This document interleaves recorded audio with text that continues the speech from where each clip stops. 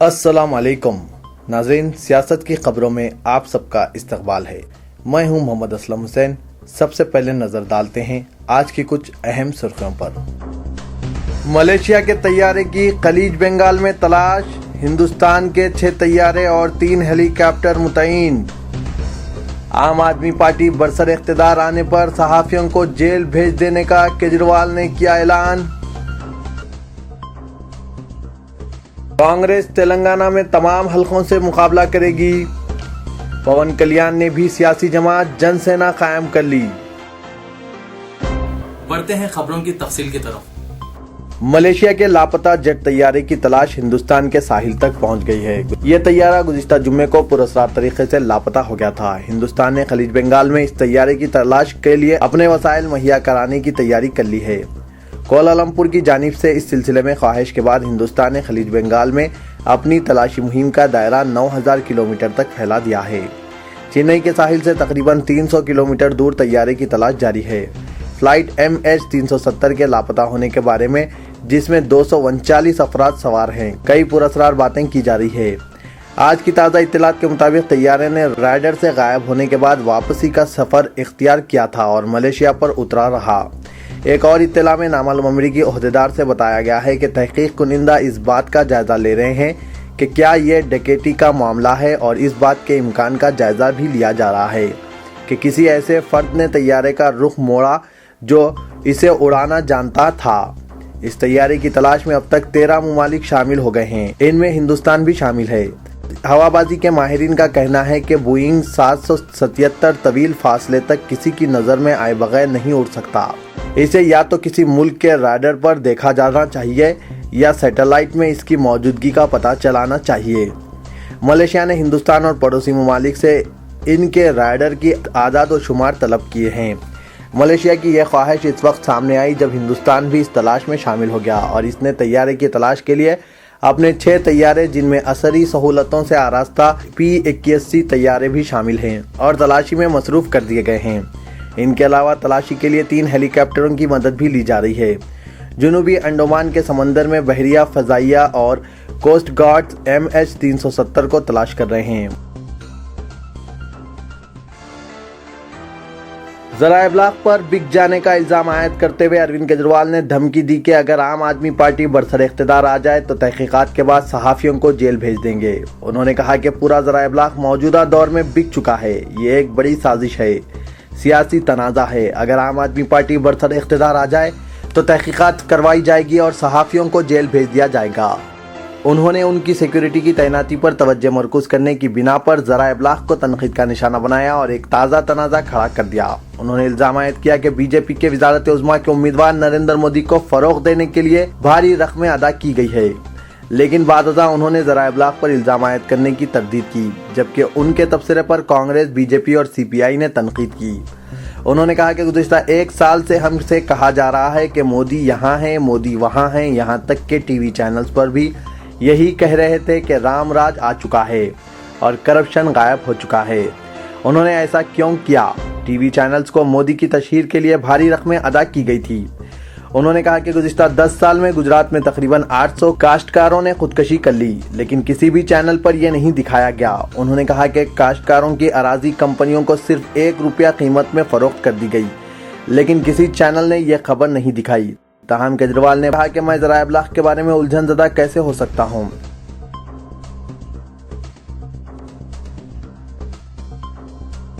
मुंबई में इंतखाबात से कबल मुसलमानों को खौफज़दा करने के लिए पुलिस जबरन गिरफ्तारियां अमल में ला रही है। इस तरह की गिरफ्तारियां जुमेरात की शब की गई। 80 मुसलमानों को मुंबई के मुज़ाफ़ात में वाक़े मेमरा में रशीद कंपाउंड से उठा लिया गया और इन्हें ज़बरदस्ती हिरासत में रखकर इंतखाबात से कबल लॉ एंड ऑर्डर के मसले से निमटने के लिए एहतियाती इक़दाम करने का दावा किया।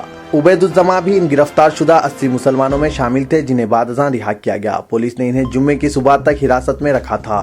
पुलिस ने मुसलमानों को जिस तरीके से गिरफ्तार किया और इन्हें घसीट कर ले गए वो जिल्लत आमेज़ था। मुसलमानों को खौफज़दा करने के लिए पुलिस की ये कार्रवाई काबिल मज़म्मत है। इस वाक़े की थाने पुलिस ने तहक़ीक़ात का हुक्म दिया है। पुलिस ذرائع کا کہنا ہے کہ انتخابات کے دنوں میں اس طرح کی کارروائیاں معمول کا عمل ہوتی ہے۔ تلاشی مہم کے دوران پولیس نے چند افراد کو گرفتار کیا تھا۔ وکیل اور سماجی کارکن شہزاد پورنوالا نے کہا کہ انہوں نے انسانی حقوق کمیشن میں شکایت درج کرائی ہے۔ اس کے علاوہ قومی اقلیتی کمیشن سے بھی شکایت کی گئی کہ پولیس نے نفسیاتی طور پر ہراساں کرتے ہوئے مسلمانوں کو ذہنی اذیت پہنچائی ہے۔ جن افراد کو گرفتار کیا گیا وہ تمام پروفیشنلز ہیں، ان میں ضعیف افراد بھی تھے اور 75 سال کی عمر کے لوگ بھی تھے۔ ورکرز، روزمرہ کی روٹی روزی کمانے والے، ہائی اسکول کے طلبہ، گریجویٹس اور امتحانات کی تیاری کرنے والے طلبہ بھی شامل تھے۔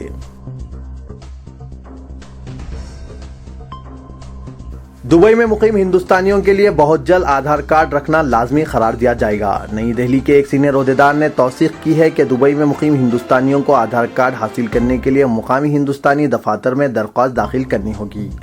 دبئی کے ہندوستانی سفارت خانے کے عہدیدار نے کہا کہ جب آدھار کارڈ رکھنے کو لازمی قرار دیا جائے گا اس وقت ہندوستانی شہریوں کو درخواست داخل کرنے کی اجازت دی جائے گی۔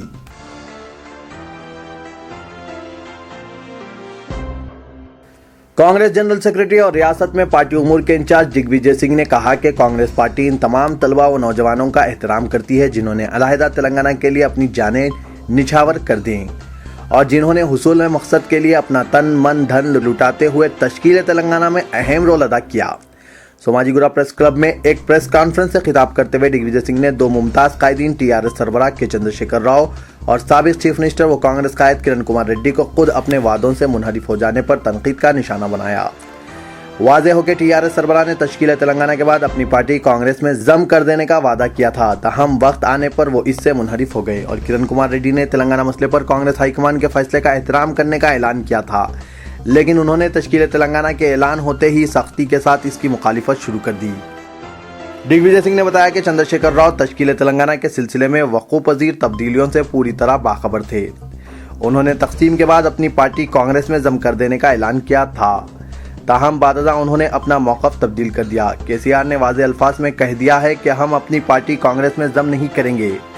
دگ وجے سنگھ نے کہا کہ ان کا یہ کہنا پوری طرح غلط ہے کہ تقسیم کا عمل ان کی علم و اطلاع کے بغیر پورا کیا گیا۔ کرن کمار ریڈی کے بارے میں دگ وجے سنگھ نے کہا کہ کرن کمار نے بار بار یہ کہا تھا کہ وہ تقسیم کے مسئلے پر صدر کانگریس کے فیصلے کا احترام کریں گے، لیکن انہوں نے ایسا نہیں کیا اور اب اپنی پارٹی تشکیل دے بیٹھے ہیں۔ دونوں صورتوں میں کانگریس کو شدید نقصان سے دوچار ہونا پڑا ہے، کیونکہ خود ہمارے بھروسہ مند قائدین نے ہماری پیٹھ میں خنجر گھونپ دیا۔ انہوں نے کہا کہ جو کچھ بھی ہوا ہوگا، کانگریس پارٹی 2014 کے انتخابات میں تنہا مقابلے کے لیے ہر اعتبار سے تیار ہے۔ پارٹی پورے اعتماد کے ساتھ تلنگانہ کے علاوہ سیما آندھرا میں بھی مقابلہ کرے گی اور ہمیں یقین ہے کہ دونوں علاقوں کے عوام جو کافی ذہین اور بصیرت کے حامل ہیں کانگریس کی تائید کریں گے۔ اپنی امیدوں و توقعات کو حق بجانب قرار دیتے ہوئے دگ وجے سنگھ نے کہا کہ ہم نے تقسیم کے ساتھ سیما آندھرا کو 5 سال کے لیے خصوصی موقف عطا کیا ہے۔ یہ اقدام ریاست کی ترقی میں مددگار ثابت ہوگا۔ تلنگانہ کے ساتھ بھی کوئی ناانصافی نہیں کی گئی۔ انہوں نے بتایا کہ کانگریس پارٹی تلنگانہ کی تمام 119 نشستوں اور 17 پارلیمانی حلقوں اور سیما آندھرا کے 125 اسمبلی حلقوں اور 25 پارلیمانی نشستوں سے مقابلہ کرے گی۔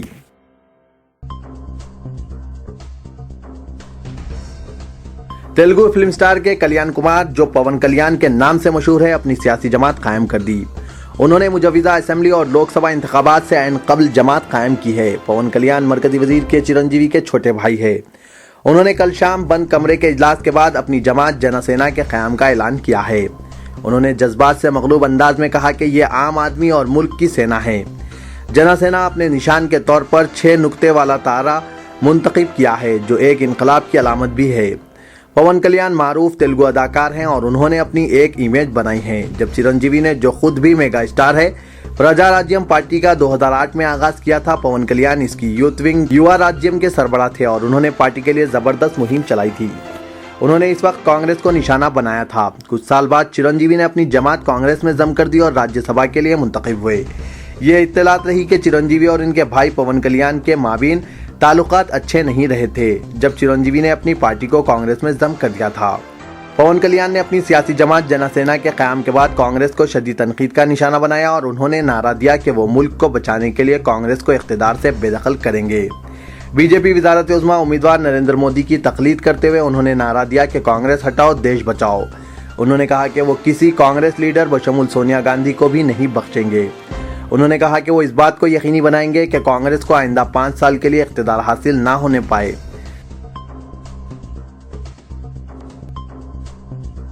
قومی تحقیقاتی ایجنسی NIA نے دلسوگ نگر بم دھماکے کیس میں انڈین مجاہدین کے 2 مبینہ کارکنوں محمد احمد صدی بابا عرف یاسین بھٹکل عرف شاہ رخ اور اسد اللہ اختر عرف ہادی عرف تبریز عرف دانیال کے خصوصی NIA عدالت میں فرد جرم پیش کیا۔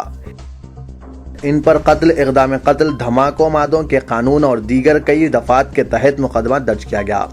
دلسوگ نگر میں 21 فروری کو 2013 کو ہوئے جڑواں بم دھماکوں میں 18 افراد ہلاک اور 131 زخمی ہو گئے تھے۔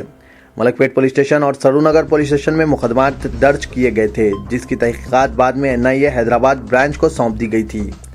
NIA نے اپنے ایک پریس نوٹ میں بتایا کہ دونوں ملزمین کو گزشتہ سال ہند نیپال سرحد پر گرفتار کیا گیا تھا۔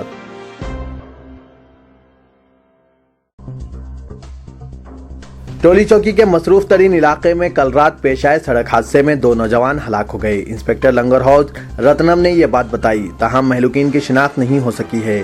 کہا گیا ہے کہ ٹولی چوکی کے علاقے مغل ریسیڈنسی کے روبرو یہ حادثہ پیش آیا۔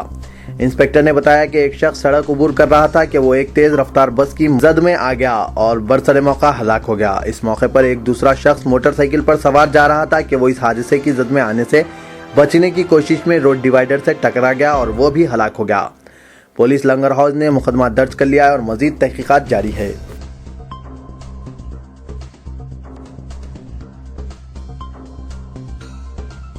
عاشق سے فون پر بات چیت اور ملاقات کے بعد رات دیر گئے محبوبہ نے خودکشی کر لی۔ یہ واقعہ ونڈیگل پولیس حدود میں پیش آیا، جہاں 16 سالہ کے رینوکا جو سورارام علاقے کے ساکن کے جگن کی بیٹی تھی، موثوق ذرائع کے مطابق کل رات رینوکا نے اپنے عاشق سے بات کی تھی اور رات 9 بجے اس سے ملاقات بھی کی تھی۔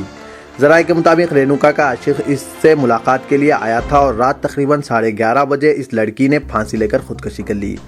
پولیس نے مقدمہ درج کر لیا اور مصروف تحقیقات ہے۔ تو یہ تھا آج کا خبرنامہ، دیجیے اجازت، خدا حافظ۔